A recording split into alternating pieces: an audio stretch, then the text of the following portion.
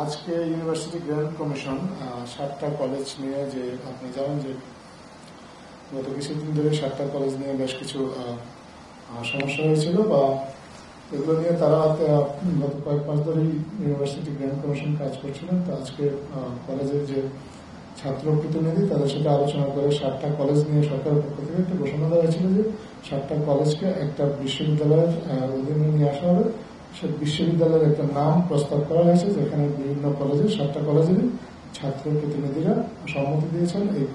এই বিশ্ববিদ্যালয়টার নাম হবে, প্রস্তাবিত নাম ঢাকা সেন্ট্রাল ইউনিভার্সিটি। এই নামটা চূড়ান্ত করার আগে বিশ্ববিদ্যালয় মঞ্জুরি কমিশন ইমেইলের মাধ্যমে বিভিন্ন স্টেক হোল্ডারদের মতামত নিয়েছেন।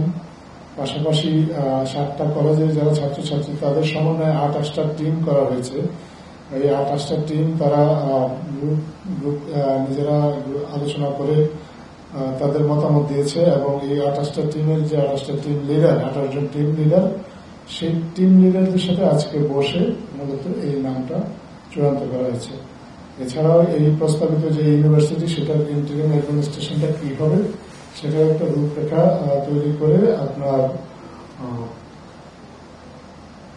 শিক্ষা মন্ত্রণালয়ের মাধ্যমে ঢাকা বিশ্ববিদ্যালয়ের কাছে পাঠানো হয়েছে। যেহেতু 7টা কলেজ ঢাকা বিশ্ববিদ্যালয় জেনেছিল, এখন ঢাকা বিশ্ববিদ্যালয়ের সিন্ডিকেট এটা অনুমোদন করলেই অন্তর্বর্তী প্রশাসনের যে কাঠামো সেটা চূড়ান্ত হয়ে যাবে।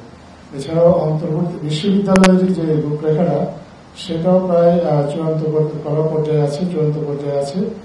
এই বিষয়ে বিশ্ববিদ্যালয় কর্তৃপক্ষ, মাননীয় প্রধান উপদেষ্টা এবং শিক্ষা উপদেষ্টা আমাদের সাথে শিগগিরই বসবেন, এবং ওনাদের দিক নির্দেশনা এবং পরামর্শ পরে এই রূপরেখাটা ফাইনাল করা হবে।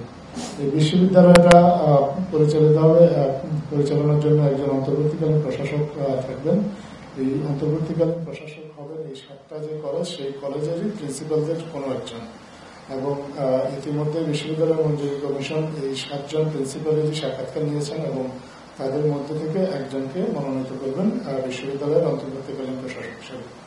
যিনি প্রশাসক হিসেবে মনোনীত হবেন, আপাতত তার কলেজটাই হবে এই বিশ্ববিদ্যালয়ের হেডকোয়ার্টার্স, এবং এছাড়াও 7টা কলেজে এক ধরনের কোঅর্ডিনেশন ডেস্ক তৈরি করা হবে, এবং সেখানে এশীয় কলেজের যে নিজ নিজ কলেজের যে প্রিন্সিপাল উনি থাকবেন হচ্ছেন এই কোঅর্ডিনেটরের দায়িত্বে।